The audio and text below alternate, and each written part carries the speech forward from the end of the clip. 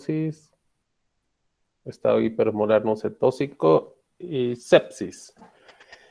Bien, mientras van viniendo los compañeros, como es de costumbre, vamos a ver un video de una exposición que se ha realizado por vía Zoom de cuidados intensivos. Y qué mejor ver directamente de las investigadoras, sobre todo en sepsis, que ellos han sacado una guía de survey sobreviviendo a la sepsis del 2021. Y vamos a ver algunos puntos y luego vamos a exponer sobre también del tema, viendo puntualmente algunos puntos que nos interesan. Bien, voy a compartir pantalla.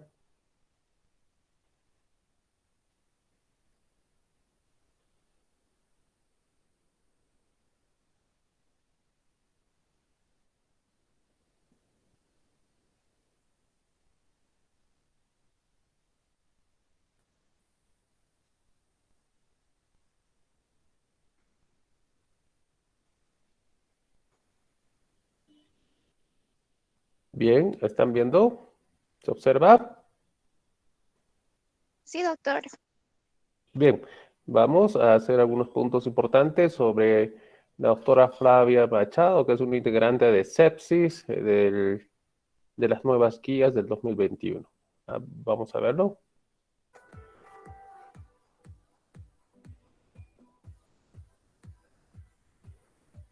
Hola y muchas gracias por esta invitación. Es un placer estar aquí para hablar de las nuevas guías de sobreviviendo a la sepsis en el estado hemodinámico. Tengo conflicto de interés, llevo trabajando varios años con la campaña Sobreviviendo a la Sepsis y también soy una de las autoras del estudio BASICS, pero no tengo conflictos con la industria. Hablemos de la reanimación inicial. Tenemos la misma recomendación sobre los 30 mililitros por kilo, pero hay un cambio importante. Antes era una recomendación fuerte y ahora estamos sugiriendo que estos pacientes que tienen sepsis y signos de hipoperfusión o choque séptico deben recibir 30 mililitros por kilo en las primeras 3 horas. Lo que ha cambiado... Disculpen, ¿están viendo? Sí, doctor, sí se ve y sí se escucha. Ya, bien, entonces vamos.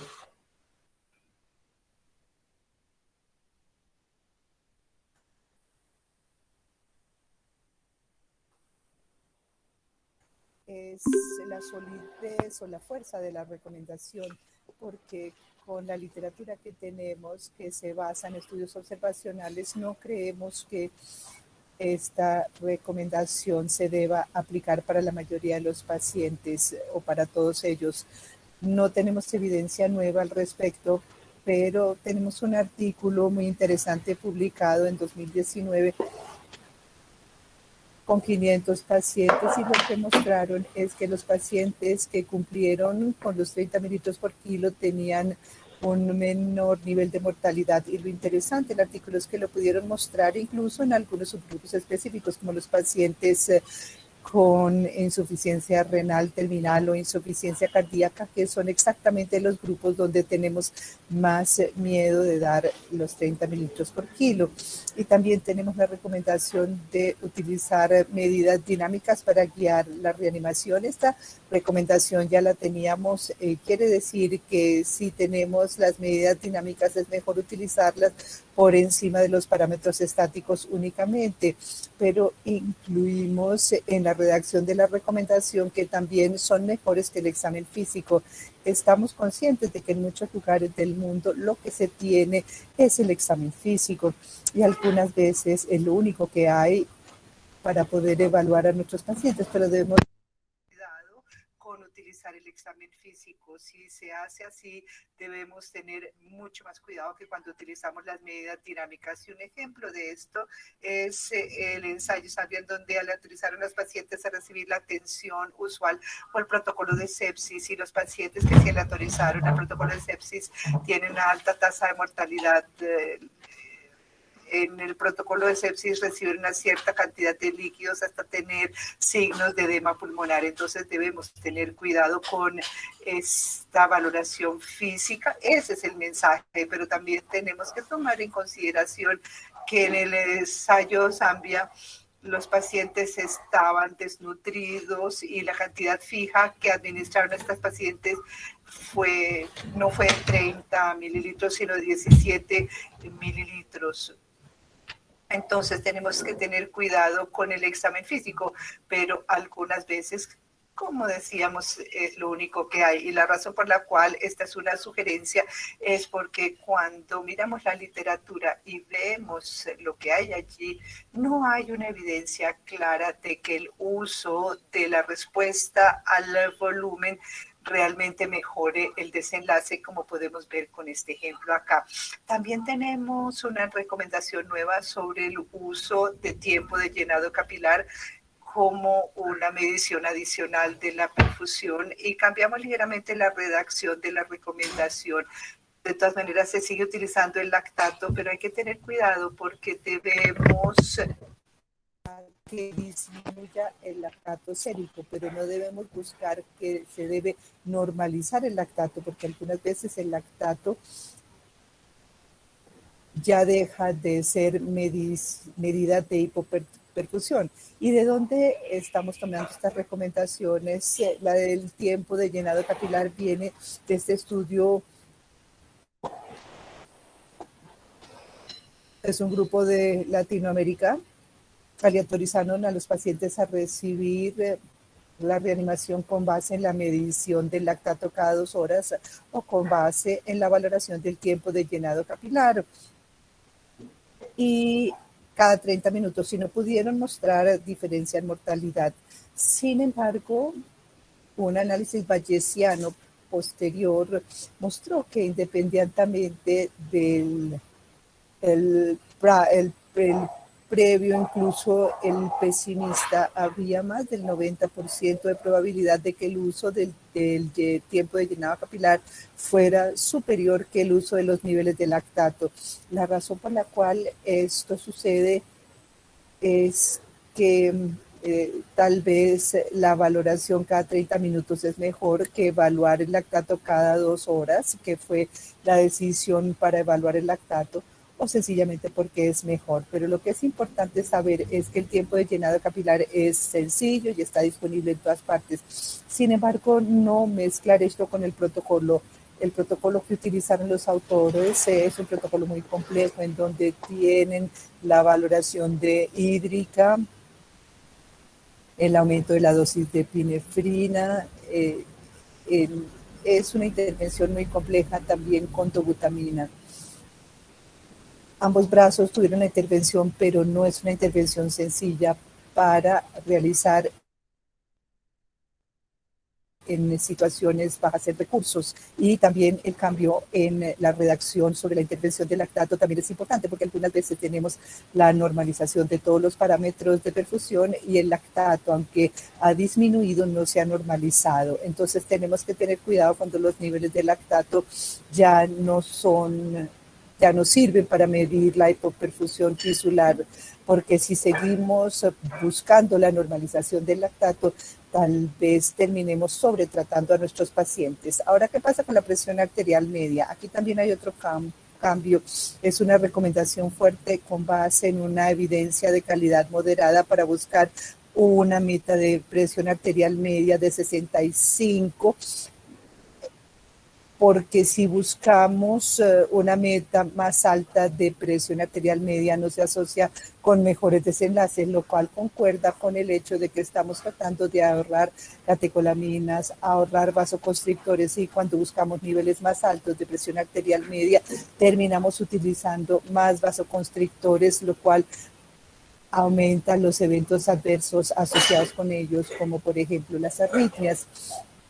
Y también tenemos otro ensayo que se publicó este año, el 65, donde los autores se aleatorizaron a más de 250 pacientes de más de 65 años, porque está este tema de la meta de presión arterial media de en personas añosas, y lo que mostraron es que los aleatorizaron a una meta de 60-65 y mostraron que hubo una reducción en el uso de vasoconstrictores en la meta más baja en comparación con la atención usual, y también una reducción de mortalidad cuando se ajustaba el análisis para algunos factores. No hubo reducción en el análisis no ajustado, aunque la señal es bastante favorable en términos de utilizar una meta más baja de presión arterial media. Sin embargo, también debemos prestar atención a lo que sucedió realmente en el estudio, porque aunque quisieron apuntarle a 60-65,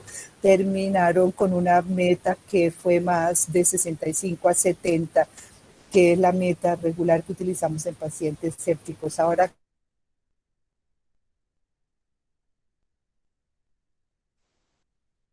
¿qué pasa con ellos? Les agradezco por el trabajo excelente. Misma recomendación con respecto al uso de cristaloides como líquido de primera línea para la reanimación, pero sí hay un cambio importante con respecto a cuál cristaloide debemos utilizar. En la recomendación previa decíamos que no sabíamos que se podía utilizar soluciones balanceadas o solución salina para reanimación, pero ahora cambiamos, si es una sugerencia con una recomendación débil, con evidencia de baja calidad, para utilizar soluciones balanceadas en lugar de solución salina normal. Esto provino de un metaanálisis de un subgrupo específico de pacientes con sepsis provenientes de ensayos aleatorizados controlados, el ensayo SPLIT, el SMART y la fase 2 del SOLT con pacientes sépticos. Entonces, cuando miramos solamente a los pacientes sépticos, lo que encontramos fue una reducción de la tasa de mortalidad. Sin embargo, no hubo ningún cambio en la incidencia o la necesidad de terapia de reemplazo renal. Estos son los hallazgos de la campaña de Sobreviviendo a la Sepsis en el momento en que hicimos las guías, pero hay que tomar en cuenta las recomendaciones del grupo de Brasil. El ensayo BASICS, que es el ensayo aleatorizado individual más grande, individualizado, porque los otros son con aleatorización de agrupaciones. Esta es una aleatorización de 11,000 pacientes individuales en Brasil. Y como oyeron, se publicó en JAMA, no encontramos ninguna diferencia entre las soluciones balanceadas o la solución salina. Y en nuestro grupo séptico predefinido tampoco encontramos ninguna diferencia. Entonces, ¿qué va a suceder cuando todo esto se junte, los ensayos de las agrupaciones junto con este ensayo muy grande de aleatorización individual y los resultados del estudio PLUS, que también es una aleatorización individual, es un estudio de Australia? No sabemos qué va a pasar. Este estudio ya se terminó, pronto se publicará y obviamente vendrá un metaanálisis. Y también desde el principio planeamos un metaanálisis para reunir todo esto. Y yo creo que este metaanálisis de pacientes individuales y de agrupaciones nos permitirá responder la pregunta para toda la población y también para el subgrupo de pacientes sépticos, que era el grupo predefinido para nuestra metodología de pacientes individuales. Y ahora, ¿qué pasa con los coloides? Mantenemos las recomendaciones, una de las pocas que tiene una evidencia de alta calidad contra el uso de almidones, y hay nueva recomendación para la recomendación de gelatina, porque sugerimos en la última recomendación el uso de cristaloides y ahora sugerimos en contra del uso de la gelatina. Cuando miramos la literatura hay pocos estudios, no hay cambio de la mortalidad, pero sí hay un aumento de los eventos adversos cuando se utiliza gelatina. Entonces pensamos que podemos dar una recomendación en contra de su uso.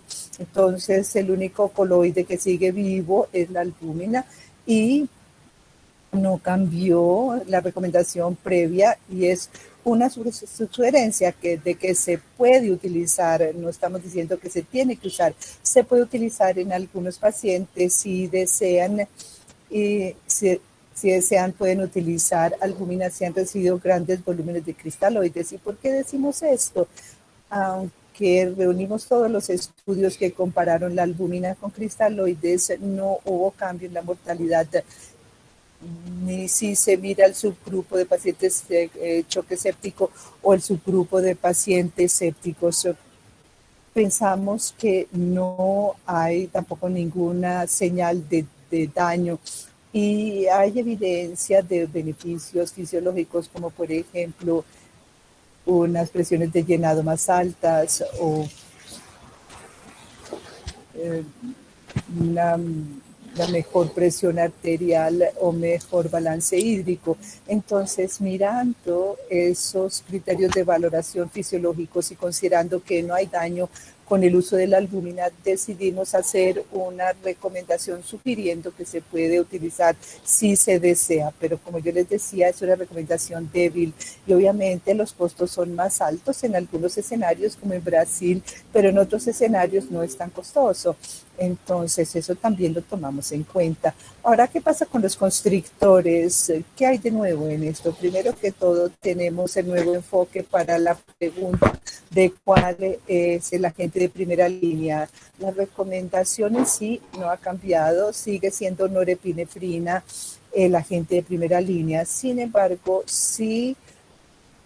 Ahora estamos comparando la evidencia para comparar la norepinefrina con cada uno de los otros vasoconstrictores disponibles. La evidencia para dopamina se consideró de alta calidad. Como sabemos, tenemos metaanálisis que muestran claramente que no hay cambio en la mortalidad, pero hay una mayor incidencia de eventos adversos cuando se utiliza dopamina y consideramos la vasopresina, la epinefrina, la celepresina y la angiotensina 2.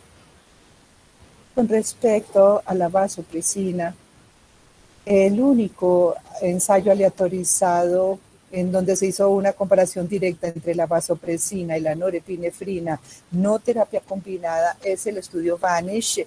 Y cuando miramos el estudio VANISH, no hay diferencia en mortalidad, aunque se pudo ver una diferencia en falla renal. Entonces es la razón por la cual consideramos que la norepinefrina debe ser el agente de primera línea. Cuando vemos la comparación directa entre epinefrina y norepinefrina, solamente tenemos el estudio que se publicó en 2008, es un estudio pequeño con 300 pacientes y la mayoría de los desenlaces son fisiológicos y muestran que se puede lograr una presión arterial media perfectamente bien con epinefrina o norepinefrina, pero puede haber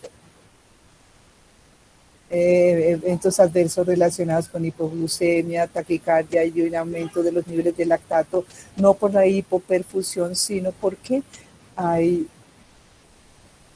que tomar en consideración la vía glicolítica. Entonces, por eso consideramos que la primera opción debe ser norepinefrina. ¿Y qué pasa con la celepresina? Es un agente B1, es más selectivo que la vasopresina. Se estudió en estudios de fase 2 para mirar más las dosis y en un segundo estudio que exploró la mortalidad se suspendió después de la inclusión de los pacientes. Entonces, cuando reunimos estos estudios no vemos ninguna diferencia en mortalidad, pero no vimos ningún daño tampoco. La celepresina no está en el mercado, pero en todo caso es un vasoconstrictor. Tenemos estudios, entonces decidimos decir que no puede ser el agente de primera línea, pero quién sabe si deciden ponerlo en el mercado para hacer más estudios. El otro agente es angiotensina 2, como habrán oído, tenemos dos estudios, un primer estudio para determinar la dosis y un segundo estudio en donde el criterio de valoración primario fue lograr la presión arterial media en 3 horas. Y los dos estudios son muy pequeños, pero no hubo cambio significativo en la mortalidad, ni signos de daño tampoco. Entonces la angiotensina no está disponible en la mayor parte del mundo, pero hay algunos países como los Estados Unidos en donde se puede utilizar como vasoconstrictor cuando hay choque séptico refractario. Está la recomendación, no es primera línea, pero se puede utilizar. Ahora tenemos otro enfoque que es la vasopresina en terapia combinada. Si hay un papel para la vasopresina junto con la norepinefrina con el objeto de reducir la cantidad de catecolaminas que les damos a nuestros pacientes, cuando miramos la literatura al respecto, sí se ven signos, señales de beneficio. Entonces, produjimos esta recomendación, sugerimos terapia con base en evidencia moderada, adicionando la vasopresina en lugar de aumentar la dosis de norepinefrina. El problema es en qué momento iniciar la vasopresina. Cuando vemos la literatura, los estudios utilizan distintas dosis de norepinefrina antes de iniciar la vasopresina. Entonces hicimos una encuesta que terminó con este enunciado sobre nuestras prácticas. En nuestra práctica la vasopresina se inicia en una dosis que está entre 0.25 y 0.5 de norepinefrina, es decir, tempranamente en el proceso o en una dosis que se utiliza cuando ya se habla de choque séptico refractario. La evidencia provino de varios estudios en donde se utilizó terapia combinada y se observó una reducción de la mortalidad, aunque no se vio ningún cambio en cuanto a la terapia de reemplazo renal. No mostraron señal de daño, ninguna señal de que aumentara la isquemia digital utilizando la terapia combinada, ni tampoco aumentó la isquemia mesentérica. Otro enfoque, fue más difícil mirar la literatura cuando consideramos los efectos dañinos de la epinefrina, pero queríamos presentar una recomendación de cómo utilizarla. La evidencia es baja, pero si hay un paciente que ya está recibiendo norepinefrina y vasopresina y la presión arterial media sigue siendo inadecuada, podríamos agregar epinefrina para lograr la meta de 65 para presión arterial media.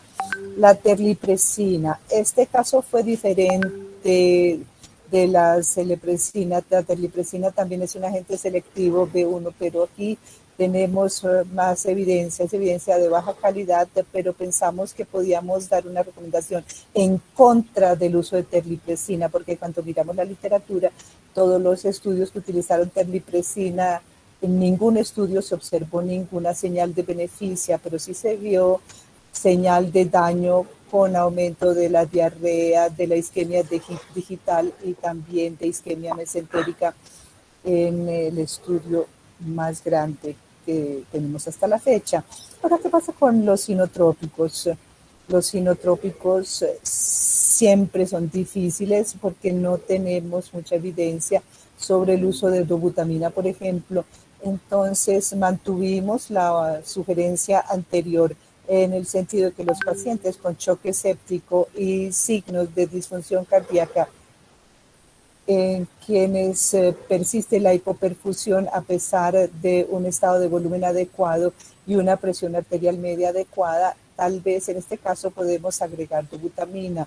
La evidencia para esto provino de un metaanálisis natural en donde se comparó el uso de dobutamina versus ningún inotrópico y no hubo ningún cambio en la mortalidad, no hubo señal de daño en términos de mortalidad.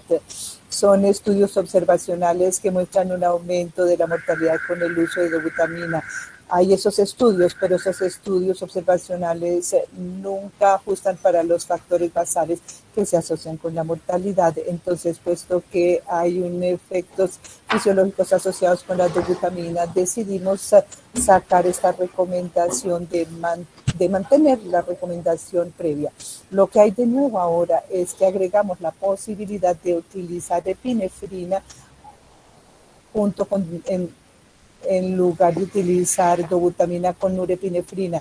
Y esto también provino del metaanálisis de la red del network comparando con dobutamina y este estudio también, el estudio que en donde compararon la epinefrina con norepinefrina más dobutamina y no encontraron ningún signo de daño, pero tampoco ninguna señal de beneficio. Entonces, si necesitan dar un inotrópico a su paciente, podría ser bueno dar dobutamina o sencillamente dar epinefrina.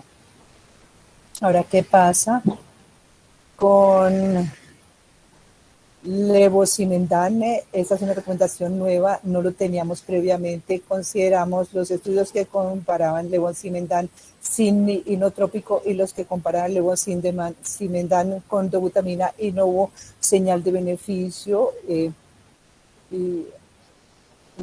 Hubo un aumento de arritmias y de ventilación mecánica. Entonces generamos esta recomendación en contra del uso del levosimendan en los pacientes con disfunción cardíaca y choque séptico.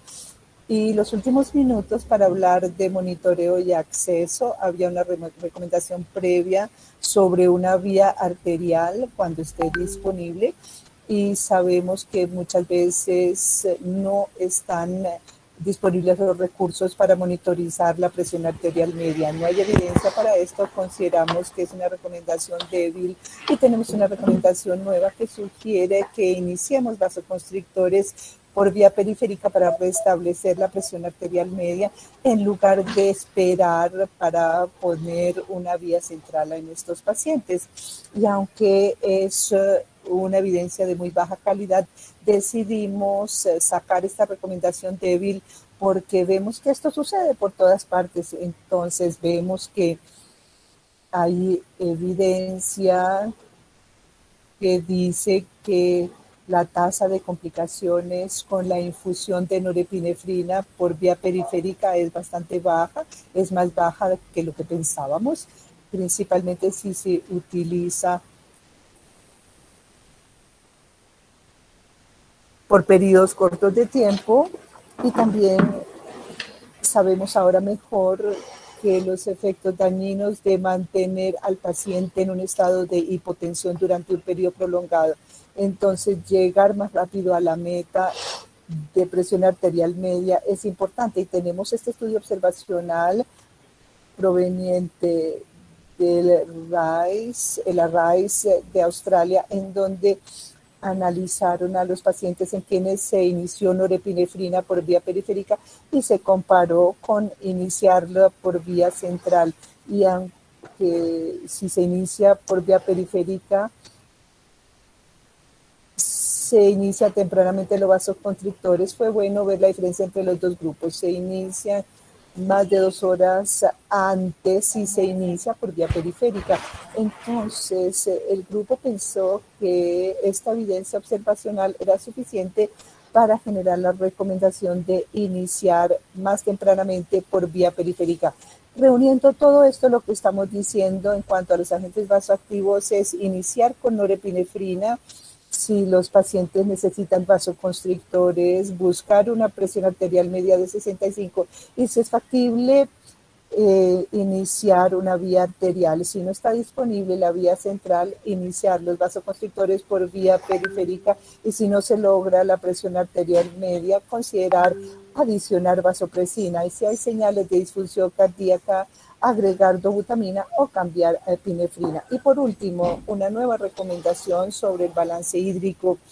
De hecho, no es una recomendación, sencillamente decimos que hay evidencia insuficiente para hacer ninguna recomendación sobre el uso de estrategias liberales o restrictivas para reponer volumen en las primeras 24 horas. Entonces, miramos las primeras 24 horas y miramos después de la reanimación inicial de 30 mililitros por kilo como sugerencia. Y cuando buscamos en la literatura para responder esta pregunta fue muy difícil. Hay 5 ensayos, pero cada uno de ellos tiene una definición diferente de lo que es restrictivo y de lo que es normal. Cada uno de ellos tuvo criterios de valoración diferentes, y la mayoría de estos estudios son muy pequeños. Entonces no tenemos evidencia acerca de cuál es la mejor estrategia. No estamos diciendo que el balance hídrico positivo se asocie con mayor mortalidad. Los estudios observacionales muestran este posible efecto, pero lo que estamos diciendo es lo que se debe monitorizar en las primeras 24 horas, y no hay suficiente en la literatura. hay este estudio que aleatorizó a la estrategia liberal después de recibir 1 a 3 litros de cristaloides, o los aleatorizaron a una estrategia restrictiva de líquidos. Los dos grupos son como un poco radicales, pero la idea era que terminara este año este estudio, entonces esperamos que pronto tengamos alguna idea acerca de cuál es la mejor estrategia para los pacientes, restrictiva o liberal. En conclusión, este documento llevó muchísimo trabajo, pero debemos mirarlo como siempre, como un paso más, porque este es un proceso continuo y necesitamos más evidencia, es decir, significa que debemos seguir haciendo buena investigación, debemos plantear buenas preguntas y conseguir buenas respuestas. Y nosotros en los escenarios pobres en recursos necesitamos buscar respuestas que sirvan para nuestras preguntas, y debemos ver en estas guías qué es aplicable y qué podemos hacer en nuestras situaciones. Y creo que la mayoría de las recomendaciones son aplicables en nuestra situación. Muchas gracias entonces por su... Bien, como han visto, son las nuevas guías. Vamos a ver rápidamente algunas pinceladas del sepsis, algunas recomendaciones.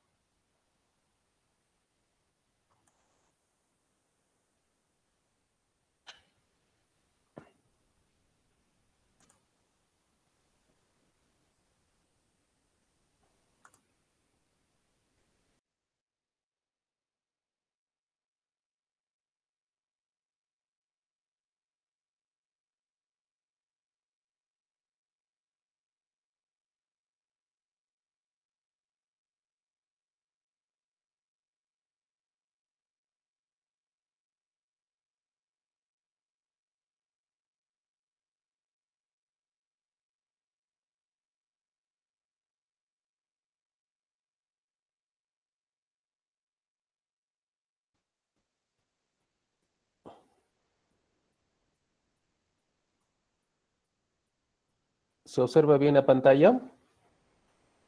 Sí, doctor. Bien, vamos a repasar un poco de sepsis. Bueno, se ha introducido desde ya del año antes de Cristo por Hipócrates, ¿no? El término de sepsis se origina del vocablo griego sepo, que significa putrefacción. Vamos yendo rápidamente a una reseña histórica desde hace muchos años, donde había un confinamiento de gente, había suciedad. Ya de ahí se comenzó a hacer las investigaciones en 1493, en la pandemia de sífilis. También fueron de John Snow, fue el cirujano británico, fue el primero en proponer que el cólera era transmitido por el agua y los alimentos. De ahí se observaban ya que había agentes que contaminaban y que podrían producir enfermedades, así como Luis Pasteur. Hay muchos investigadores que de ahí fue suscitando y fueron algunos consensos internacionales en 1991, como las definiciones clásicas, el consenso del 2001, se han expandido unos criterios más diagnósticos, más signos vitales que se han integrado. El tercer consenso 2016, definiciones de sepsis y shock séptico, y también tenemos este video que les he mostrado del 2021, que hay nuevas guías. Acuérdense, son guías para manejo. Bien, la definición de SIR, como ya han observado, son temperaturas de 38, latidos cardíacos de 90, respiración mayor de 20, y los leucocitos de 12.000 o menor de 4.000.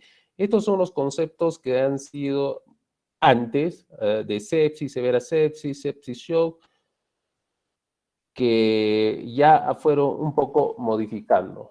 Lo que hemos visto de sepsis 1 en el año 1992, que se publicó en el primer consenso para ver también el SIRS, la respuesta a una variedad de insultos clínicos severos de 2 o más criterios de todo lo que estábamos mencionando anteriormente. Que estos son lo que todavía en la actualidad, como vamos a ver, que es el QID-SOFA y más el SIRS, que podría indicar una mejor evaluación de unos pacientes con sepsis. Bueno, sepsis produce hipotensión, sepsis severa, shock séptico y síndrome de disfunción orgánica, el MOD. Estos son los conceptos que ven el SIRS, como probablemente ustedes les han enseñado. La sepsis, cuando hay un proceso infeccioso, un cultivo positivo, la severa sepsis, cuando hay un problema ya mayor de un daño de un órgano importante, y la sepsis shock, que induce a la hipotensión y que tenemos que hacer una resucitación con fluidos. Entonces, vayamos avanzando al sepsis 2 en el año 2001, la Sociedad de Critical Care, que es lo que emana en la parte de los pacientes críticos, ya fueron haciendo una nueva definición como sepsis severa que han realizado utilizando criterios establecidos para su diagnóstico en las primeras 24 horas de la admisión. En 172 UCIs encontró que se deja de diagnosticar un paciente de cada 8 con sepsis severa. Como hemos comentado, volvemos a ver en la pantalla los criterios generales de SIRS, parámetros inflamatorios, hay parámetros hemodinámicos y parámetros de disfunción orgánica. Y lo que aparece ya son la hiperlactemia de mayor de 3 milimoles, que cuando ustedes conocen mayor de 2 o más, ya se va dando que puede estar llegando a un shock séptico.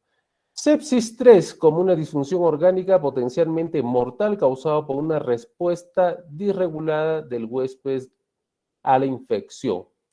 Ya observamos que aparte de lo que se ha mencionado, utilizan ya otros marcadores, como vamos a ver, vamos rápido.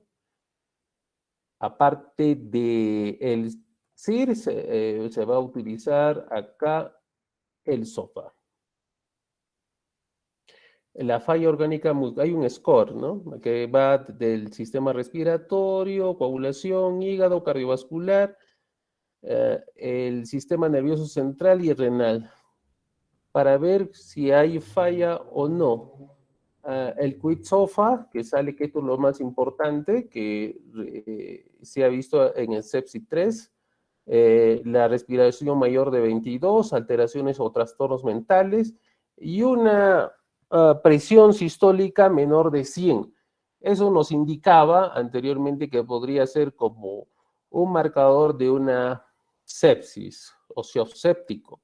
Sin embargo, ahora como en la revisión, como ustedes han visto, no ningún parámetro de la evaluación en sepsis es ideal. Podemos sumar otros criterios más, como vamos a ver.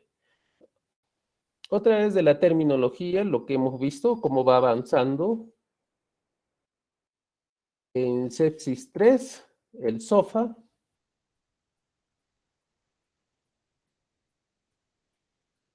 Ahí vemos la mortalidad de predicción con el SIRS, SOFA y QI-SOFA. Ven la sensibilidad y la especificidad del QI-SOFA. En la sensibilidad es el 55% del QI-SOFA y la especificidad del 84%. Bien, vamos a ver qué de nuevas hay ahora dentro de las guías clínicas que han aparecido en la sobreviviendo en la sepsis, en la campaña del 2021. Una parte ya expuso la doctora de Brasil, que es integrante de la parte hemodinámica y de los retos. Vamos a hablar la detección de pacientes con sepsis y shock séptico.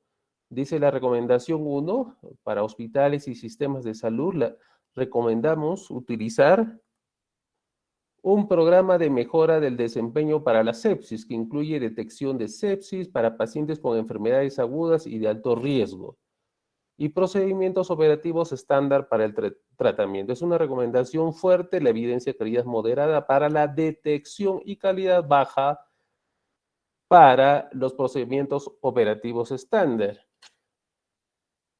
Recomendamos en esta guía, dice, no utilizar el QI-SOFA en comparación del CIR, el NEU, que es otra valoración también para ver la disfunción de los pacientes con sepsis como única herramienta de detección en sepsis o shock séptico.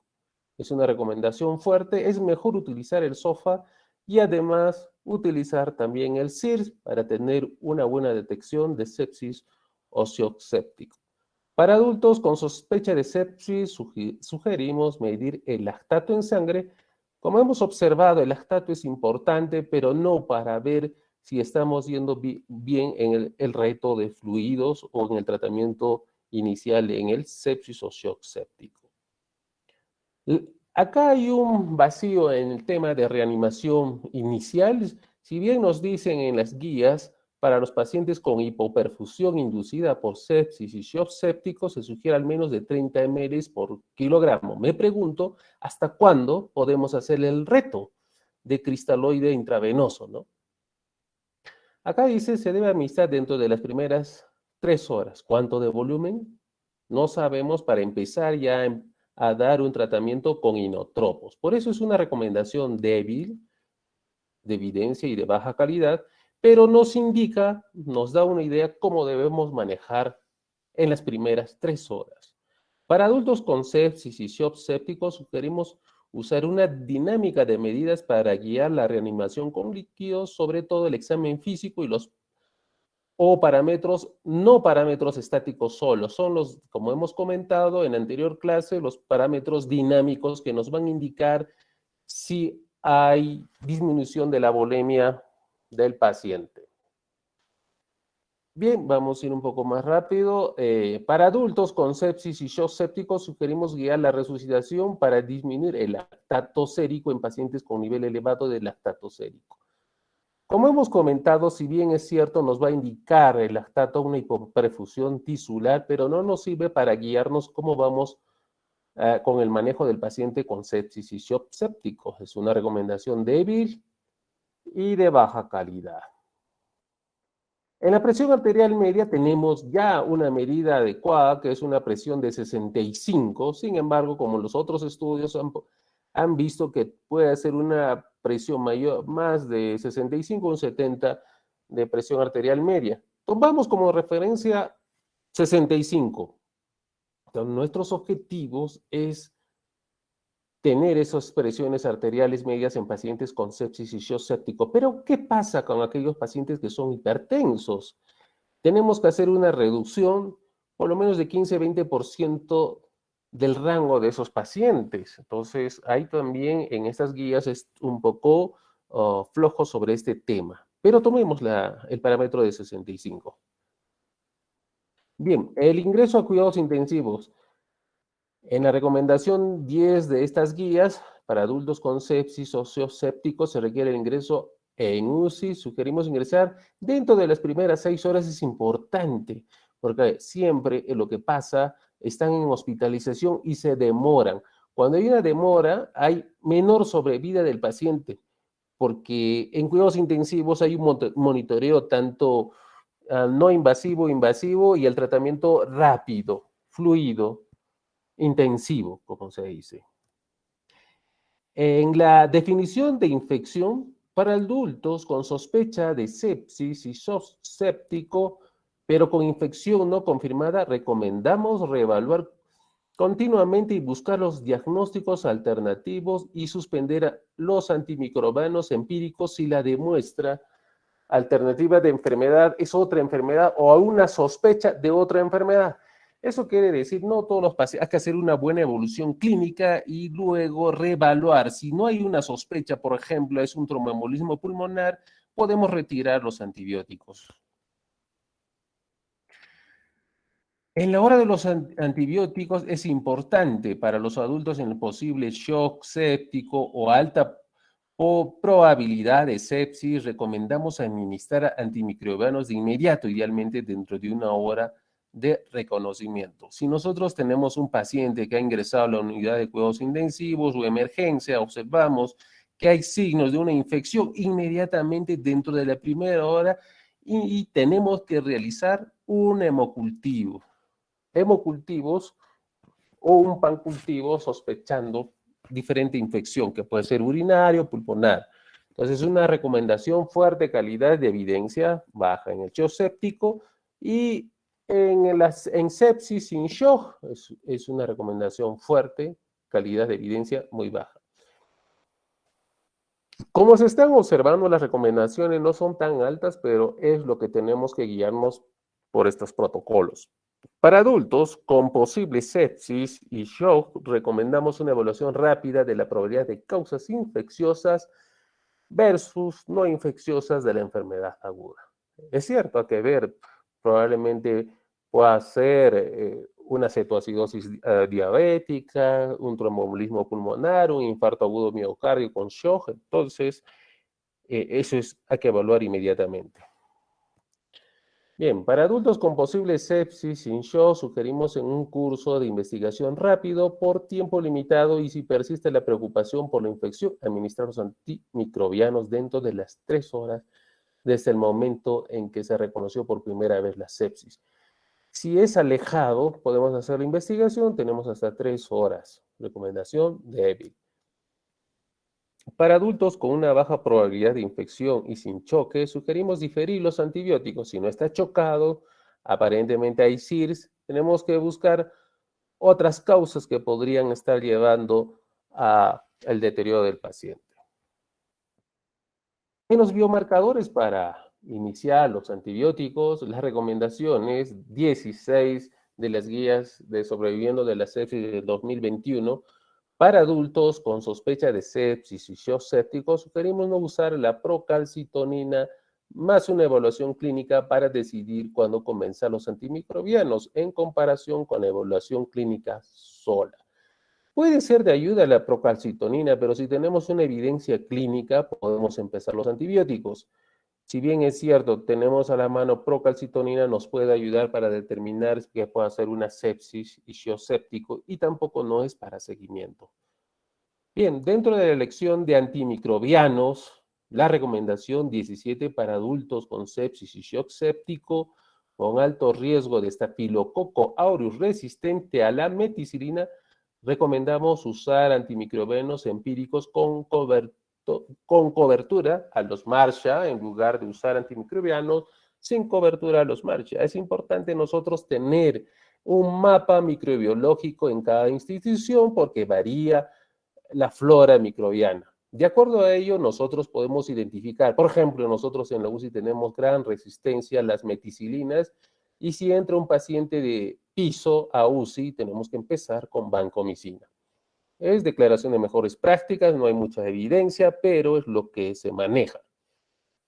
En las recomendaciones 18 para adultos con sepsis y shock séptico con bajo riesgo de Staphylococcus aureus resistente a meticilina, sugerimos no usar antimicrobianos empíricos con cobertura a marcha, o sea, no dar vancomicina y dar otros betalactámicos que puedan cubrir un estafilococo no marcha.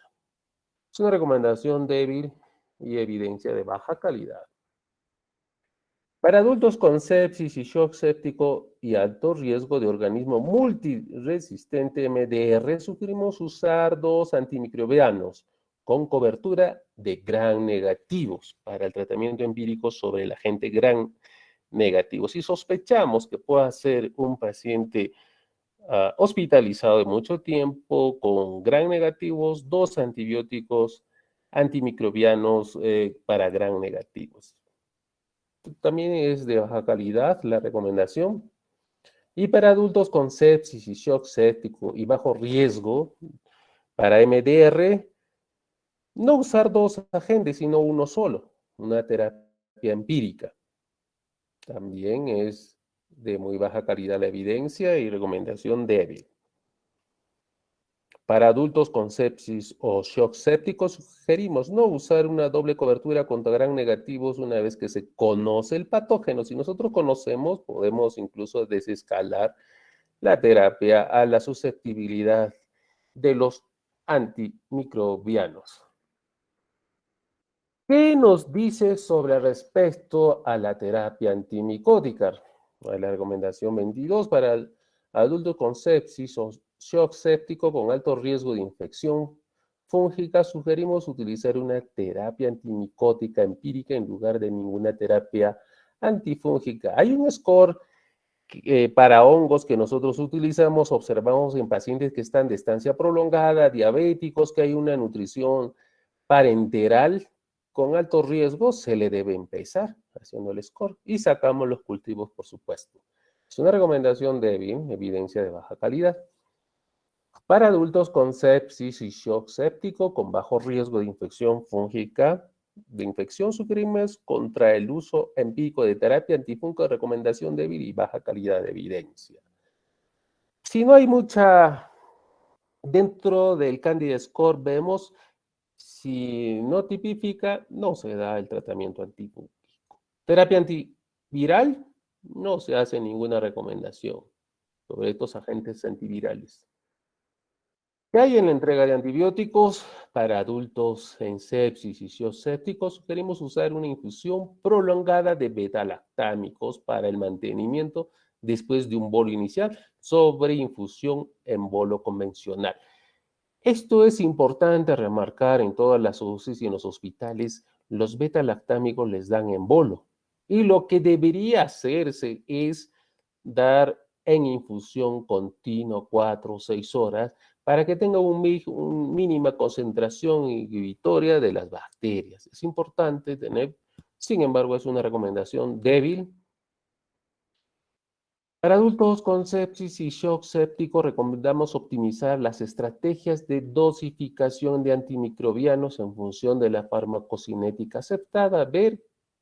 Conocer bien la farmacocinética para ver si está haciendo un efecto o no, si hay una concentración inhibitoria en estos pacientes. ¿Qué dice la recomendación 27? Para adultos con sepsis y shock séptico, recomendamos identificar y excluir rápidamente un diagnóstico anatómico específico de infección que requiere un control de fuente emergente e implementar cualquier intervención de control de fuente requerida tan pronto como sea médica y logística práctica. Es una declaración mejor, no tiene mucha fuerza de evidencia. Si hay una sospecha de alguna infección por dispositivos de acceso intravascular que son posibles una fuente de sepsis o shock séptico, después de que se haya establecido otro acceso vascular, tenemos que retirarse. Usualmente en los pacientes que están hospitalizados, tienen catéter, esos pacientes cuando ingresan, ¿qué es lo que nosotros hacemos? Retiramos ese catéter y ponemos un nuevo catéter y mandamos a cultivos. Probablemente podría estar haciendo una infección por catéter. Desescalada de los antibióticos. Para adultos con sepsis y shock séptico, sugerimos una evaluación diaria para la reducción de los antimicrobianos en lugar de usar dosis o duraciones fijas de la terapia sin reevaluación diaria para la reducción de la escalada. Es claramente en nuestro medio cuando salen los cultivos que son sensibles, hemos empezado, por ejemplo, con vancomicina y es sensible y no es marcha, se le puede dar una cefalosporina de tercera generación, pero muchos de los colegas pues ya no cambian por miedo que podría haber una infección mucho más fuerte, pero los cultivos nos indican que es más sensible. Bien, esto es en la desescalada que se debería hacer en todas las unidades de cuidados intensivos de acuerdo a los cultivos que se realiza y la resistencia bacteriana. En la duración de los antibióticos en este capítulo no nos menciona ni cuándo es, ¿no? Para adultos con un diagnóstico inicial de sepsis o shock séptico, un control adecuado de la fuente sugerimos usar una terapia antimicrobiana de duración más corta o más larga. O sea, no nos especifica hasta cuánto, pero según las investigaciones actuales, un tratamiento pues, puede durar de 5 a 7 días, como por ejemplo una neumonía nosocomial y algunas otras tratamientos de infecciones intraabdominales más de 10 a 15 días, por lo menos, pero se observa muchos días de antibiótico. Por ejemplo, la vancomicina no debe pasar mayor de 10 días, 7 días es lo ideal, según las investigaciones. Bueno, es una recomendación débil, evidencia de muy baja calidad. Biomarcadores para suspender los antibióticos. ¿Qué dice la recomendación 31? Para adultos con diagnóstico inicial de sepsis o choque séptico y control de fuente adecuado, donde la duración óptima de la terapia no está clara. Sugerimos usar la procalcitonina y la evaluación clínica para decidir cuándo suspender los antimicrobianos en lugar de evaluación clínica sola. Por ejemplo, si tenemos una pancreatitis grave que podría estar siendo infectado, que hemos dado ya terapia antimicrobiana, podemos utilizar la procalcitonina. La procalcitonina, si sale negativo, podemos suspender. Es una arma que nos podría ayudar, pero es una recomendación débil. Como ya se ha visto en el video, el manejo de fluidos, para adultos con sepsis y shock séptico recomendamos usar cristaloides, salvo en algunos pacientes que puedan salir con el cloro alto, podemos dar lactato de Ringe, otros líquidos. Es una recomendación fuerte en la calidad de evidencia moderada. Para adultos con sepsis o shock séptico, sugerimos usar cristaloides balanceados en lugar de solución salina normal para la reanimación. Recomendación débil también. Para adultos con sepsis o shock séptico, sugerimos usar albúmina en pacientes que recibieron grandes volúmenes de cristaloides en lugar de usar cristaloides solos. También en esta recomendación no nos dice cuánto de volumen tenemos que utilizar para empezar a utilizar albúmina. Si bien es cierto, es una parte controversial, cuando ya nosotros estamos con reto de fluidos, probablemente estamos ingresando a dar vasopresores, podría ser aceptable utilizar la albúmina. Una recomendación débil. Para adultos con sepsis y shock séptico, no recomendamos el uso de almidones para la reanimación. No está recomendado el uso de almidones. Como ya se comentó, es una recomendación fuerte, de alta calidad de evidencia. Para adultos con sepsis y shock séptico, no recomendamos el uso ni de gelatinas para la reanimación. Es una recomendación débil, pero no se debe recomendar. Lo que hemos observado, vamos a ver rápidamente, sobre los agentes vasoactivos, que ya lo hemos presentado. Para adultos en shock séptico recomendamos usar, primera elección, norepinefrina. Totalmente de acuerdo, como agente de primera línea sobre otros vasopresores. Es una fuerte recomendación. En segundo lugar, hay una fuerte recomendación también en el uso de dopamina, pero como ustedes ya conocen, es un arritmogénico que podría producir alguna alteración cardíaca y no sería tan bueno. Más es elegido la norepinefrina, que no tiene muchos efectos arritmogénicos. También alta calidad es la vasopresina, sobre todo en acidosis metabólica, evidencia de calidad moderada. También podemos utilizar la epinefrina, la celeprezina, la angiotensina 2, que no encontramos en nuestro mercado, sobre todo en Perú. Bien, en adultos con shock séptico y norepinefrina con niveles inadecuados para la presión arterial media, sugerimos, acuérdense eso, agregar vasopresina.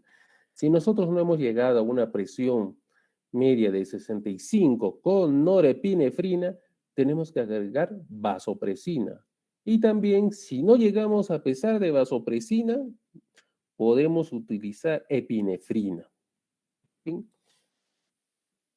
En los inotropos, Para adultos con shock séptico y disfunción cardíaca con hipoperfusión persiste a pesar del estado de volumen que tengamos y una buena presión arterial adecuada, sugerimos agregar la dobutamina. Es importante.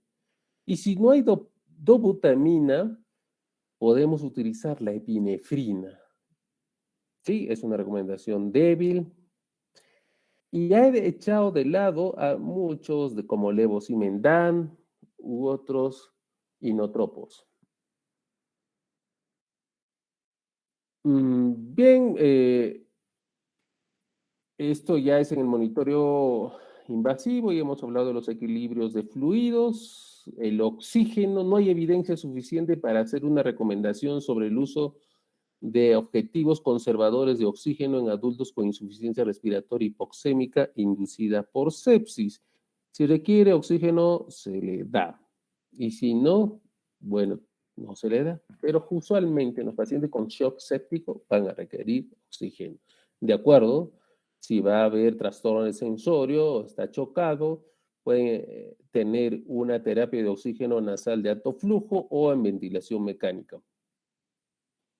Acá dice en la recomendación 47, claramente para adultos con insuficiencia respiratoria hipoxémica inducida por sepsis, el uso de oxígeno nasal de alto flujo en lugar de ventilación no invasiva. Eso es con máscaras que se le pone.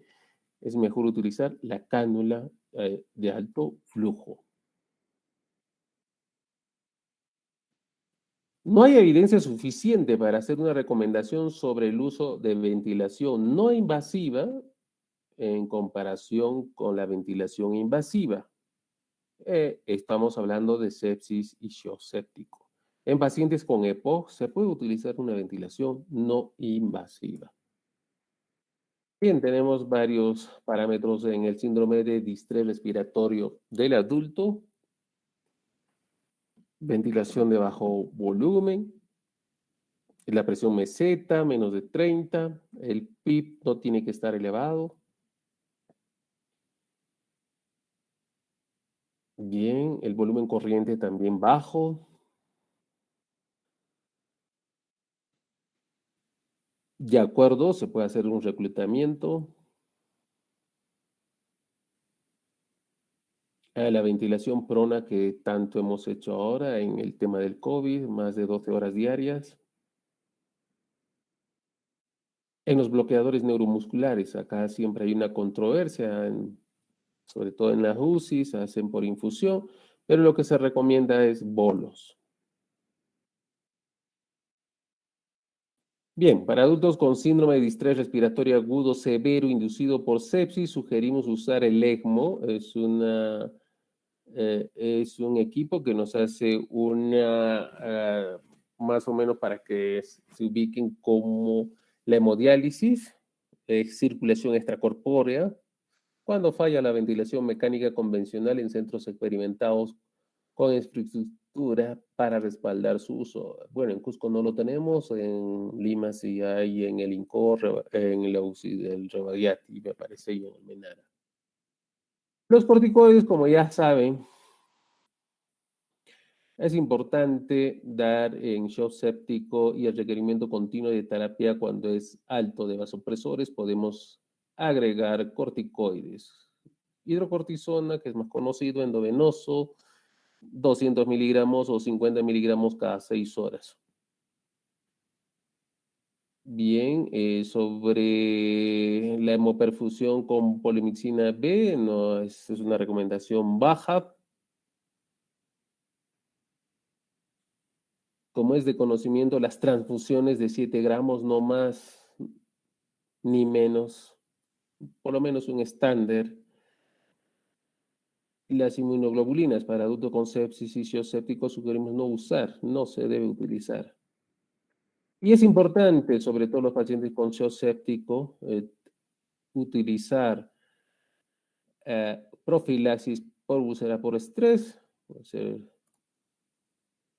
y en tromboembolismo pulmonar también se recomienda la terapia de profilaxis farmacológica. Reemplazo renal en sepsis en shock séptico, puede ser continuo intermitente, las diálisis y control de la glucosa, que es importante. Tenemos que, si la glucosa es mayor de 180 miligramos, utilizar insulina en infusión y control cada 2 horas, cada 4 horas en pacientes críticos. Vitamina C, que tanto había muchos estudios, en este caso no se sugiere porque no hay mucha evidencia y todavía es recomendación débil. Bicarbonato, como hemos hablado del equilibrio ácido-base en pacientes con sepsis, no estamos hablando con cetoacidosis diabética, menor de 7.2 podemos hacer una corrección. En la nutrición es importante, la nutrición temprana, ahí incluso nos dice 72 horas, podemos empezar antes y ya estamos estabilizados hemodinámicamente el paciente. Bien, hay otras recomendaciones. Bien, es importante una revisión rápida de las últimas recomendaciones de la guía 2021. Nos alcanza tiempo todavía para las demás charlas.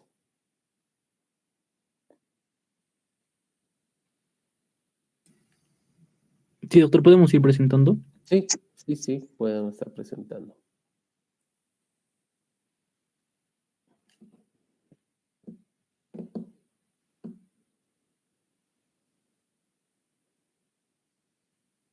Bien, sobre todo en sepsis es amplio, hemos tratado de resumir desde los conceptos hasta la terapia actual que estamos brindando, y es importante que ustedes conozcan este tema para que trabajen en emergencia o en hospitales y así van a disminuir la mortalidad en estos pacientes. Empecemos con hipoglicemia y cetoacidosis diabética, estado hipermolar.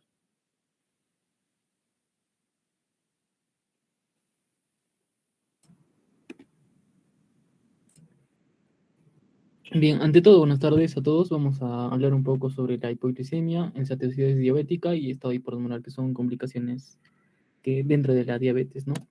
Para empezar con la hipoglucemia, hemos separado la hipoglucemia diabética de la hipoglucemia infantil. De la hipoglucemia diabética vamos a ver que es la complicación aguda más frecuente de la diabetes mellitus y se va a dar principalmente porque el paciente o toma una dosis o se administra una dosis mayor de insulina o toma una dosis mayor de fármacos antidiabéticos, lo que hace que la glucosa baje por más de lo que debería, generando esta hipoglicemia, ¿no? Entonces, asimismo, este es el factor limitante para el manejo de tratamiento en los pacientes con diabetes tanto tipo 1 como tipo 2 que reciben insulina y fármacos, como lo mencioné. Y también la hipoglicemia infantil, que es el trastorno metabólico más frecuente en la infancia. Y como sabemos, el cerebro necesita un aporte de glucosa constante.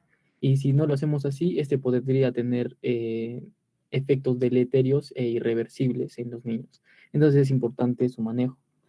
Para comenzar con la hipoglicemia diabética, vamos a ver que diferentes guías lo definen de manera diferente, pero, por ejemplo, la guía clínica de Canadá define la hipoglicemia como valores inferiores de 72 miligramos por decilitro. La Asociación Americana de Diabetes la define como menor a 70 miligramos por decilitro, y la Sociedad Española de Diabetes la define como valores inferiores a 60 miligramos por decilitro. Pero por cuestiones prácticas, se usa el valor de corte de hipoglicemia menor a 70 miligramos por decilitro. Y además es importante esta tríada de Whipple. Para empezar, su valor de menor de 70, la aparición de síntomas autonómicos o neuroglucopénicos, que lo vamos a ver más adelante, que son mareo, sed, hambre, taquicardia, entre otros. Y además que la mejoría de estos pacientes con hipoglicemia va a mejorar notablemente con la administración de hidratos de carbono. Por esto es importante ver un poco sobre la respuesta fisiológica al descenso de la glucosa en el organismo de un paciente. Para esto tenemos 3 líneas de defensa. La primera va a estar a partir de la insulina, la segunda a partir del glucagón y la tercera a partir de la epinefrina. La insulina, vamos a ver que esta insulina va a disminuir para así la glucosa pueda aumentar, y el glucagón va a aumentar porque su función principal es la de aumentar la glucosa. Y va a ser como producto final un aumento de la producción de glucosa por el hígado y riñón, y una disminución de la utilización de glucosa por tejidos sensibles a la insulina, excepto el cerebro. ¿Por qué? Porque como mencioné antes, el cerebro necesita aporte constante de glucosa, si no podría haber efectos deleterios, como lo dije, ¿no? Además, los síntomas se podrían presenciar a partir de menos de 55 miligramos por decilitro de glucosa, y puede haber alteración de la cognición o pérdida de conciencia en valores menores a 50. Entonces, ya habiendo mencionado esto, se nos va a hacer mucho más fácil entender su fisiopatología, donde primero va a actuar las células beta, disminuyendo los niveles de insulina, y en segunda instancia va a actuar las células alfa, incrementando el glucagón para aumentar la glucosa. Y después también está el incremento de la epinefrina, que va a ocasionar actividad en el tejido adiposo para disminuir la eliminación de glucosa, al igual que en el músculo. Va a haber incremento de la producción de glucosa a nivel del riñón. Y además, gracias a las células beta y alfa, como lo hemos mencionado, va a incrementar la glucogenólisis y la gluconeogénesis, para así tratar de aumentar de diferentes instancias la glucosa.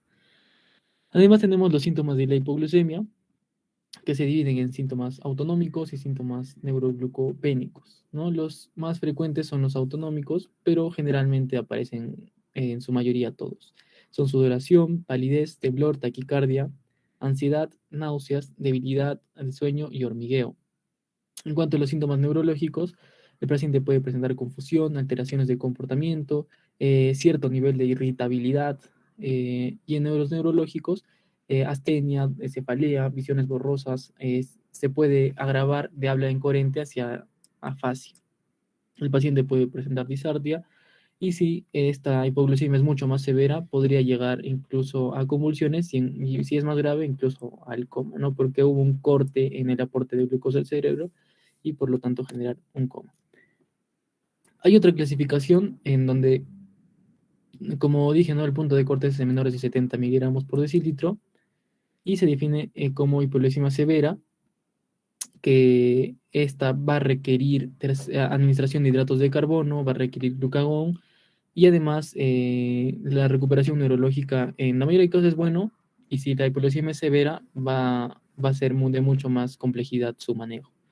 Luego está la hipoglucemia sintomática documentada, que es aquellos pacientes que tienen síntomas de hipoglucemia y además su glucosa está por menor de 70.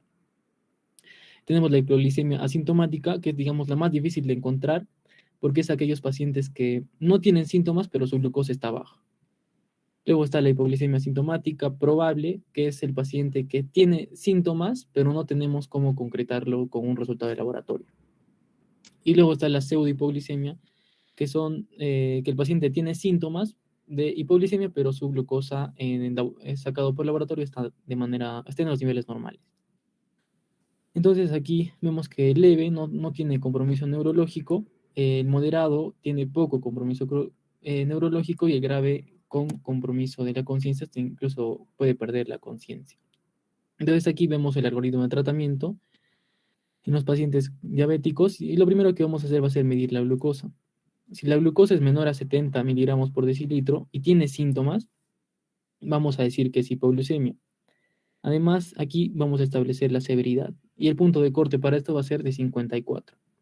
De leve a moderada va a estar por debajo de 54 miligramos por decilitro, y severa, perdón, por encima de 54 va a ser leve moderada y por debajo severo.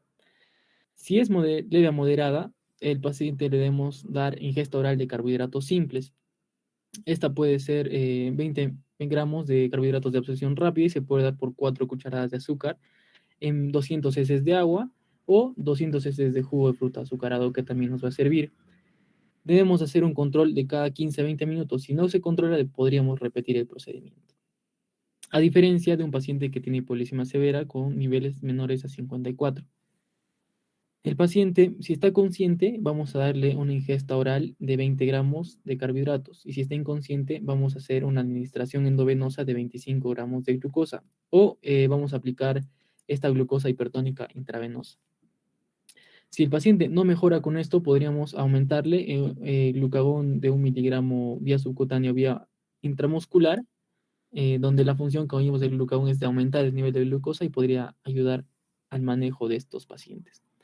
En estos pacientes sí se recomienda hacer monitoreo durante 24 horas e intervención educacional. En ambos casos se debe hacer en realidad. para, digamos, corregir las causas que estarían generando estas hipoglicemias en diabéticos, que son las dosis en fármacos aumentadas y la administración de la insulina. Luego ya, para terminar la hipoglicemia infantil, que donde vemos el punto de corte para terminar la hipoglicemia en niños va a ser de 50 y en neonatos va a ser de 40.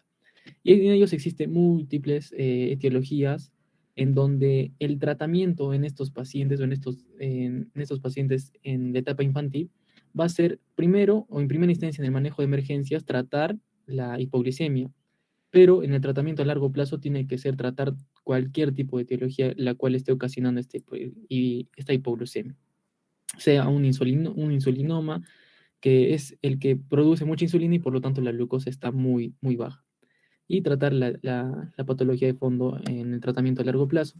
Entonces, aquí en el tratamiento, en el algoritmo diagnóstico, va a depender de la clínica del paciente, que generalmente en los infantes, como ellos no pueden manifestar lo que sienten, generalmente puede ser que tienen talla baja, hiperpigmentación o hepatomegalia, ¿no? Que podrían estar orientándonos a patologías como hipopituitarismo, metabolopatías, insuficiencia adrenal o entre otras.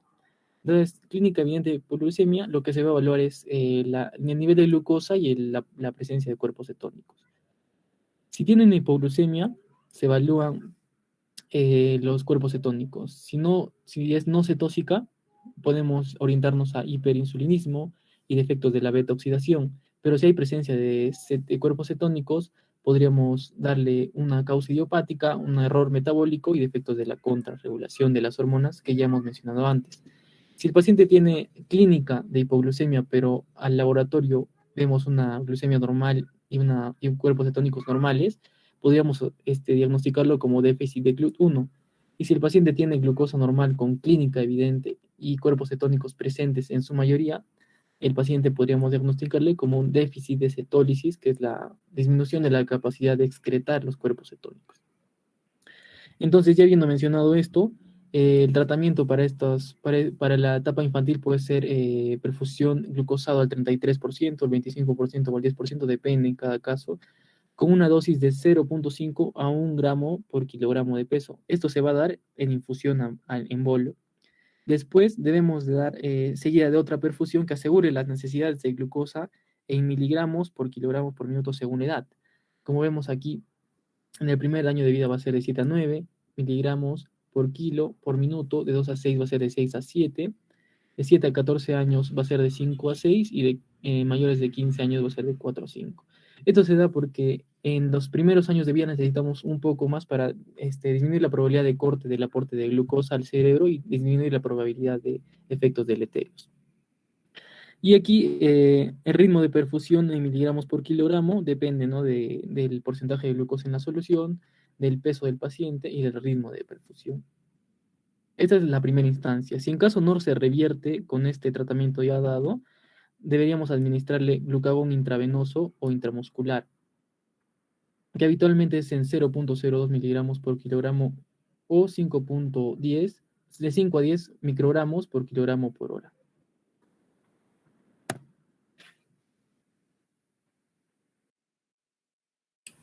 Ya, bien, continuando con la cetoacidosis diabética. Siguiente, por favor. Y ya, esta se va a definir como una situación clínica producida por un déficit absoluto o relativo a insulina.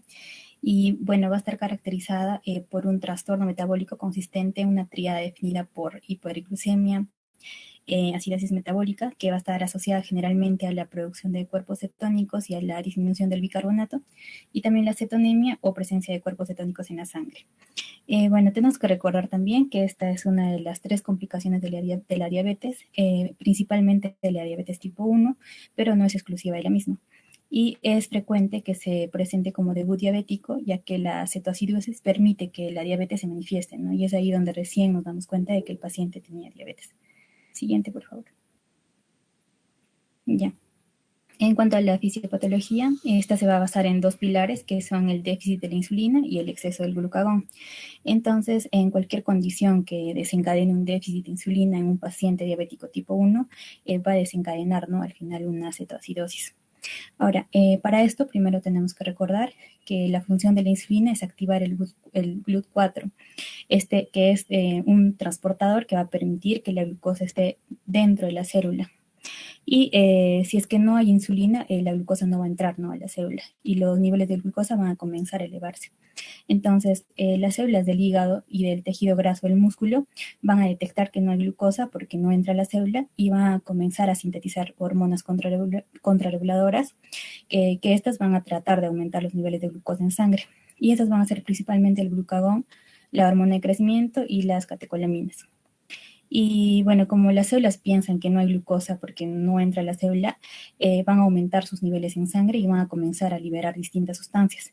O sea, primero el hígado va a romper las reservas de glucógeno, lo que se conoce como glucogenólisis, y esto para aumentar los niveles de glucosa. Y como esto no funciona, el hígado va a generar nueva glucosa a partir de aminoácidos, de glicerol y también de ácidos grasos.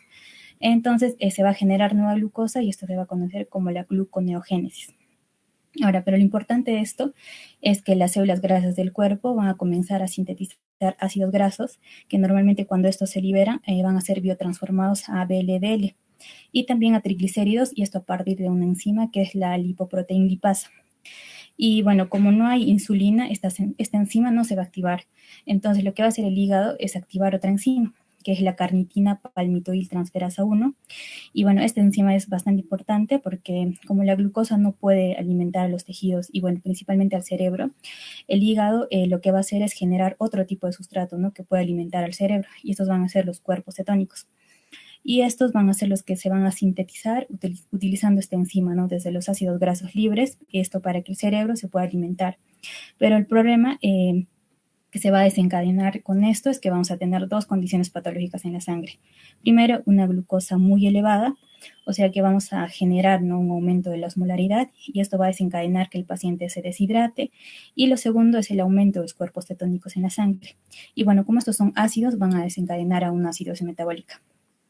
Y respecto a los cuerpos cetónicos, estos son el beta-hidroxibutirato, la acetona y el acetoacetato. Siguiente, por favor. Ya, en cuanto a las manifestaciones clínicas, tenemos tres pilares: los síntomas, los signos y los factores desencadenantes. En cuanto a los factores desencadenantes, primero vamos a ver qué condiciones no pueden generar un déficit de insulina en un paciente diabético. Y es principalmente la administración inadecuada de insulina. O sea, o no se está dando o se está dando una dosis muy baja, o quizás es una insulina vencida, pero el tratamiento no está bien. El segundo y más frecuente es una cetoacidosis desencadenada por una infección, ya sea una neumonía, una infección del tracto urinario, una gastroenteritis o una septicemia. Y bueno, otras también son situaciones, ¿no?, que van a aumentar el metabolismo o las necesidades de glucosa, como son los infartos cerebrales, coronario, mesentérico y periférico. Y también las drogas como la cocaína, porque también va a aumentar las necesidades de glucosa. Tenemos también al embarazo, ya que también esta es una situación, ¿no?, que desencadena bastante el requerimiento energético. Y bueno, esas condiciones son importantes, ya que es importante preguntar al paciente en los antecedentes, y esto nos va a ayudar a entrar en un mejor diagnóstico. Respecto a los síntomas, tenemos náuseas y vómitos, polidipsia y poliuria, que esto se va a dar porque va a aumentar la osmolaridad y el paciente va a estar deshidratado y por ende va a tener mucha sed. Y por ende va a tomar bastante agua, y esto va a ayudar a que el riñón elimine la glucosa por la orina mediante la diuresis osmótica. Y eso nos va a ayudar como que a compensar un poco. También tenemos polifagia, pero más anorexia. También se va a presentar pérdida de peso, astenia, una fatiga marcada, dolor abdominal, disnea y aliento cetónico. Y en los datos exploratorios vamos a encontrar una taquicardia, que esta va a ser desencadenada por la deshidratación y también por la presión baja. Encontramos también una taquipnia, respiración de Kussmaul, dificultad respiratoria. Y bueno, estas condiciones son más, ¿no?, por la acidosis metabólica que se va a desencadenar porque el cuerpo va a tratar de eliminar por la respiración el CO2 y bueno, así va a disminuir la cantidad de ácido.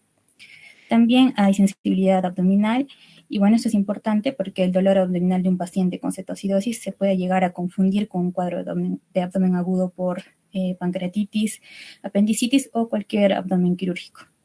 Y también vemos, ¿no?, que esta condición va a generar una alteración a nivel del sistema nervioso central, haciendo letargo, embotamiento, edema cerebral y también un posible coma.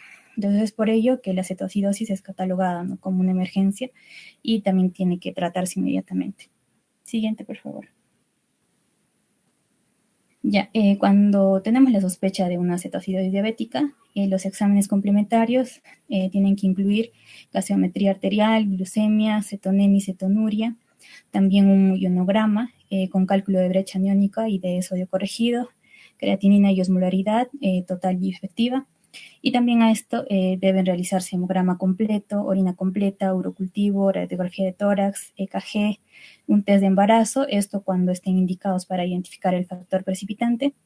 Y bueno, los criterios diagnósticos más ampliamente utilizados para la cetoacidosis van a ser la glucemia mayor a 250 miligramos por decilitro o 13,9 milimoles por decilitro, la presión arterial menor a 7,3, el bicarbonato sérico menor a 15 milimoles por litro y un grado moderado de cetonemia y cetonuria.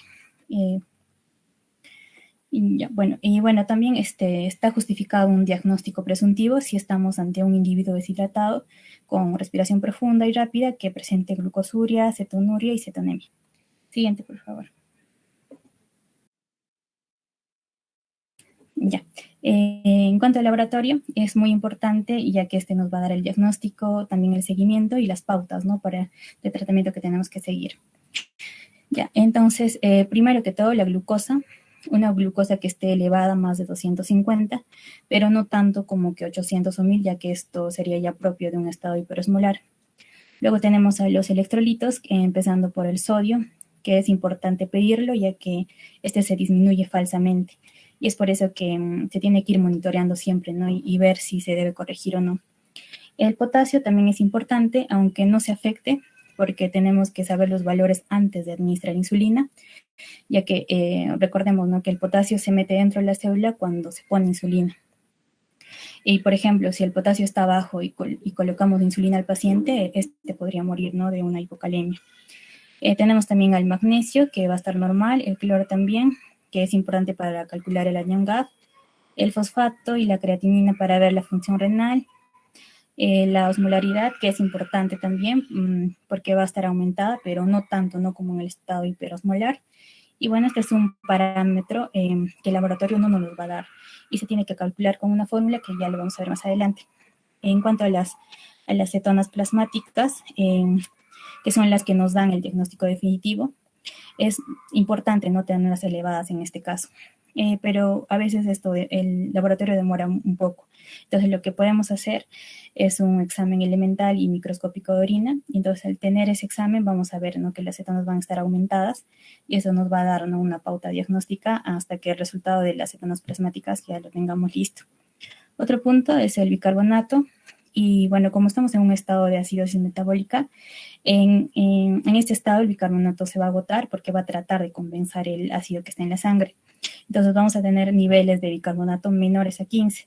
Pero también es importante recordar que no podemos, que solo podemos poner bicarbonato cuando los valores son críticos y estos son menores de 7. Y bueno, y todos los valores de gasometría también para constatar que se trata de una cetoacidosis diabética. Y por último, el desequilibrio aniónico, que va a estar aumentado. Y aquí vamos a pasar a las fórmulas, principalmente del anion-GAP, que nos va a ayudar a ver, ¿no?, si es una acidosis por déficit de base o por aumento de ácido. Y en este caso, cuando es por aumento de ácido, el resultado final del anion-GAP va a estar aumentado. Y bueno, esto lo vamos a calcular sumando los positivos y le restamos los negativos, ¿no?, que son el cloro y el bicarbonato. Y en este caso, si el cloro es normal, el anion-GAP siempre va a estar elevado. Otra fórmula es la de la osmolaridad, que como ya les había mencionado, el laboratorio no te las da y se va a sacar con la fórmula que es 2 sodios más glucosa sobre 18 más el BUM sobre 2,8. Y otra fórmula también es el sodio corregido, y este es muy importante ya que va a disminuir 1,6 miliequivalentes por cada 100 miligramos de glucosa. Entonces, en este estado vamos a tener una glucosa elevada y el sodio que va a disminuir, pero falsamente, ¿no?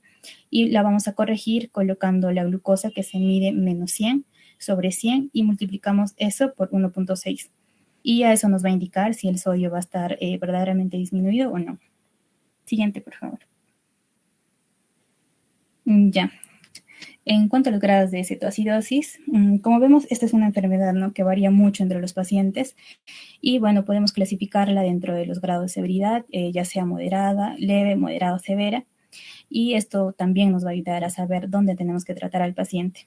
Entonces aquí, en este cuadro vemos que es lo mismo la glucemia y la cetonemia, y lo que nos va a brindar la diferencia en este caso, para ver si el paciente, qué tan grave está el paciente, va a ser el resultado de la gasometría y el estado de conciencia. Y también esto nos va a servir, ¿no?, para constatar que la cetoacidosis leve puede corregirse dentro de la emergencia, la moderada se tiene que pensar en una hospitalización, y la severa sí o sí la tenemos que tratar en una unidad de cuidados intensivos. Y también esto nos puede ayudar a predecir el curso clínico del paciente y también dónde lo tenemos que tratar. Siguiente, por favor. Y ahora, en cuanto al tratamiento, que es lo más importante, aquí lo primero que tenemos que hacer es diagnosticar, o sea, es decir, saber ante qué nos estamos enfrentando, ¿no? Luego, estadiar, o sea, saber en qué grado de severidad se encuentra nuestro paciente, hospitalizar si lo amerita y si hay algún factor desencadenante. Segundo, tenemos que valorar los electrolitos, pero principalmente el potasio, ya que tenemos que recordar que nunca podemos comenzar con la insulina sin saber los niveles de potasio. También tenemos que ver la función renal y la gasometría. Entonces, los tres elementos terapéuticos principales van a ser la fluidoterapia, el tratamiento insulínico y la reposición electrolítica. Primero que todo, entonces, la fluidoterapia, que como ya les había mencionado, este es un paciente que va a estar muy deshidratado. Entonces, le vamos a colocar de manera rápida un bolo de 10 a 15 mililitros kilo hora con solución salina al 0,9%, lo vamos a valorar y en una hora vamos a ver cómo está. Luego le vamos a pasar de 150 a 300 mililitros hora, pero esta vez con solución salina al 1,45%, aunque eso la verdad son solo pautas porque cada paciente es individualizado, ¿no? Entonces le vamos a aumentar o quizá le vamos a quitar algo. Todo esto hasta llegar, ¿no?, hasta los niveles de glucosa menores a 250, y ahí vamos a cambiar a dar dextrosa al 5% con solución salina al 0,45%. Por ejemplo, con el tratamiento de insulina ya vamos a comenzar a dar mucho, entonces el paciente puede que entre, ¿no?, a una hipoglucemia, y eso es lo que tenemos que evitar. Siguiente, por favor. Ahora, como segundo punto, el tratamiento insulínico, donde los niveles óptimos van a ser de 150 a 200 de glicemia. En este caso vamos a dar la insulina cristalina, ya que esta es de acción corta, y esto a una dosis de 0,1 unidades kilo intravenosa o 0,3 intramuscular. Luego le vamos a pasar la misma dosis, pero por cada hora en infusión lenta o en bomba de insulina, y tenemos que medir las glucosas cada hora. Ahora, si es que no hay una respuesta en 1 a 4 horas, tenemos que aumentarle los niveles de insulina. Y si sucede lo contrario y los niveles de insulina están bajando muy rápido, ya no tenemos que darle tanta insulina, ¿no?, porque el paciente ya también se va a ir a una hiperglucemia. Y bueno, es importante recordar que antes de poner la insulina tenemos que comprobar siempre el potasio, porque si estamos dando insulina, el potasio va a comenzar a disminuir. Entonces, si el potasio está elevado o normal, lo dejamos así y ya todo está bien. Pero si el potasio está disminuido, tenemos que corregir con apoyo de cloruro de potasio. Siguiente, por favor. Por último, la reposición electrolítica. En cuanto al potasio, como ya les mencioné, tenemos que recordar mirar el potasio siempre antes de colocar la insulina, y lo más importante es saber si el potasio está por debajo de 3, no se tiene que poner insulina. Y aquí lo que podemos hacer es poner suplementos de potasio hasta subirlo, y luego ya le podemos colocar la insulina. Ahora, si el potasio está por encima de 5, ya nos quedamos tranquilos y no hace falta suplementar, ¿no? Y si está entre 4 y 5, podemos añadirle 20 miliequivalentes por litro, y si está entre 3 y 4, también se le puede añadir 30 miliequivalentes por litro. Y respecto al bicarbonato, en este caso su uso es muy controvertido y se sabe, ¿no?, que a un pH mayor a 7, al restablecer la actividad insulínica, se bloquea la lipólisis y se resuelve con la cetoacidosis sin necesidad de agregar bicarbonato. Siguiente, por favor. Y ya para terminar, dentro de las complicaciones de la cetoacidosis diabética, tenemos a la dilatación gástrica aguda o gastritis erosiva, que va a ser infrecuente, el edema cerebral, que es una complicación rara, pero casi siempre fatal, y tenemos a la hiperpotasemia o hipopotasemia, a la hipoglicemia, a la infección, a la resistencia insulínica, al infarto del miocardio, una lesión pulmonar aguda o un síndrome de distrés respiratorio agudo, que estos van a estar relacionados básicamente con el mal manejo de los líquidos. Tenemos también a la trombosis vascular, ya sea en las extremidades, cerebral o visceral, y esto se va a relacionar más que todo con la deshidratación y también a la mucormicosis.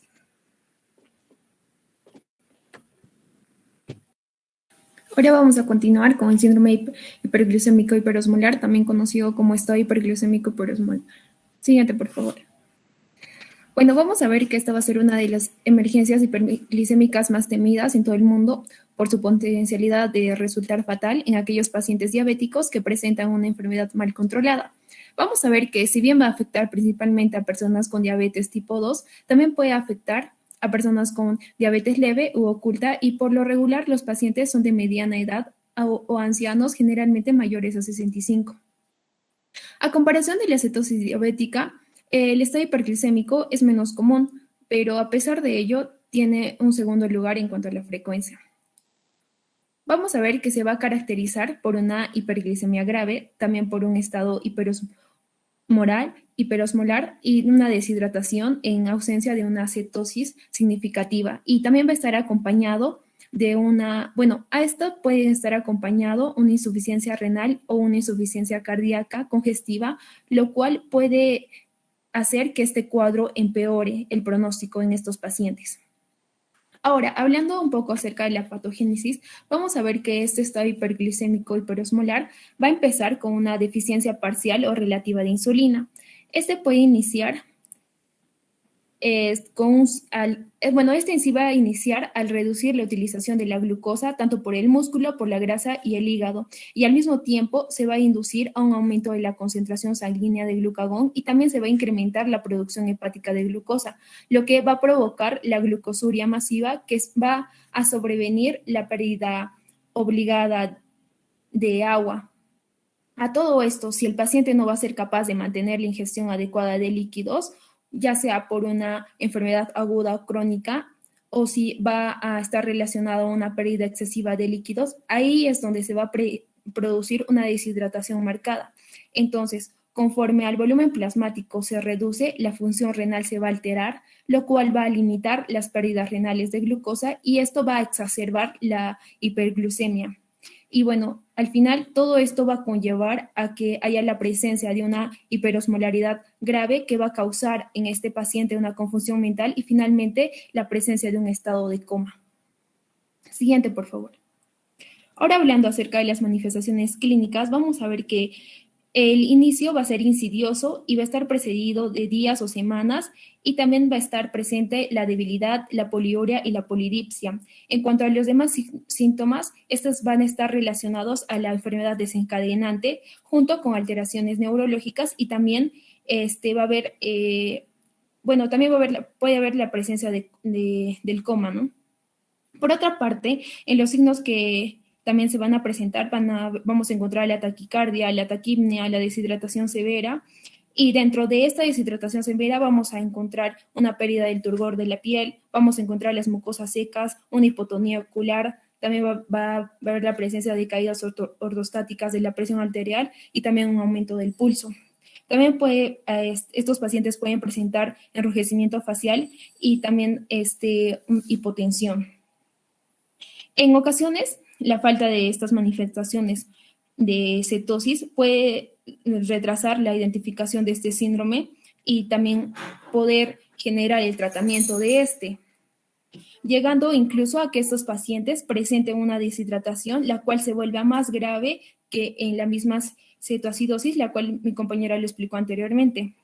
También va a ser común en estos pacientes que tengan una ingesta insuficiente de líquidos, esto ya sea por una ausencia inapropiada de sed, o también va a estar ocasionada por alteraciones gastrointestinales, o en casos de pacientes que se encuentran postrados en cama y no tienen acceso al agua. También va a haber la presencia de letargo y confusión cuando la osmolaridad va a rebasar los 310 miliosmoles por kilogramo, y también va a haber la presencia de convulsiones y comas si la osmolaridad va a ser mayor a 320 o a 330 miliosmoles por kilogramo. En cuanto al el diagnóstico, estos nos vamos a guiar según las pruebas de laboratorio, en donde lo que va a ser más resaltante va a ser la hiperglicemia extrema, con unos valores de glucosa en sangre entre 600 y 2.400 miligramos por decilitro. En casos leves en los cuales la deshidratación es menos extrema, la hiponatremia por disolución, así como las pérdidas que ocurre de sodio en la orina o al reducirse las concentraciones de sodio en el suero, pueden proteger a los pacientes de estos estados de hiperosmolaridad extrema. Pero ya una vez esta deshidratación progrese aún más, el sodio sérico va a exceder los 140 miliequivalentes litro, con lo que la osmolaridad sérica va a subir de 320 a 440, generándose de esta forma ya un estado hiperosmolar más grave. Bueno, por otra parte, vamos a ver que el bicarbonato sérico también se va a encontrar por encima de los 15 miliequivalentes por litro y también va a haber la presencia de un desequilibrio aniónico. En este cuadro de abajo, que ya se observan los valores anteriormente mencionados y estos están comparados con los valores de la cetoacidosis que anteriormente ya fue mencionado. Siguiente, por favor. Bueno, aquí en esta imagen tenemos el algoritmo de manejo en emergencias del estado hiperosmolar hiperglicémico, donde los objetivos de manejo van a incluir la restauración del volumen circulatorio y también la perfusión tisular, también la resolución de la hiperglicemia y la corrección del desequilibrio electrolítico y la acidosis. Vamos a ver que va a ser muy importante tratar cualquier causa subyacente corregible a la cetoacidosis, tales como la sepsis, el infarto de miocardio o también la presencia de un accidente cerebrovascular. Y como podemos observar, el principal manejo va a ser la hidratación, seguido de la insulinoterapia y también la reposición de potasio, que a continuación le voy a estar detallando. Siguiente, por favor. Bueno, vamos a iniciar con la fluidoterapia, la cual se va a considerar el manejo de primera línea y va a tener por finalidad tratar de normalizar la osmolaridad, también la restauración del volumen intravascular y así como también bajar la glucosa en sangre. Según las directrices del ADA y del Reino Unido, para este manejo, ambos coinciden en recomendar al menos 1 litro de solución salina durante la primera hora, seguida de un ajuste de la velocidad de infusión sobre la base de la hemodinamia del paciente y el estado de electrolitos. Posteriormente, posterior a la primera hora, se debe monitorizar y determinar el estado de hidratación del paciente. Si estamos frente a un shock hipovolémico, se deberá administrar cloruro de sodio al 0.9% o expansores del plasma a 1 litro por hora. Y si se produce un shock cardiogénico en este paciente, se deberá monitorizar hemodinámicamente. Si vamos a lograr que este paciente tenga ya una hipotensión leve, debemos evaluar el sodio sérico corregido y de esta forma controlarlo. Asimismo, el ADA recomienda un cambio al 0.45 de cloruro de sodio si las concentraciones de sodio son normales o altas y también la adición de dextrosa al 5% cuando la glucosa en sangre alcance los 250 miligramos por decilitro. Y también dice que se debe disminuir la insulina para mantener la glucosa entre 250 y 300 hasta poder alcanzar una osmolaridad de 315 miliosmoles kilogramo y que el paciente se encuentre neurológicamente alerta. Bueno, según las directrices del Reino Unido, vamos a ver que va a recomendar que posterior a la hora que se administró la solución salina inicial, se va a ajustar la tasa horaria de solución salina normal y de esta forma se va a lograr una disminución de la glucosa de sangre de 70 a 100 miligramos por decilitro hora. Y también la osmolaridad plasmática se va a encontrar de 3 a 8 miliosmoles por kilogramo hora.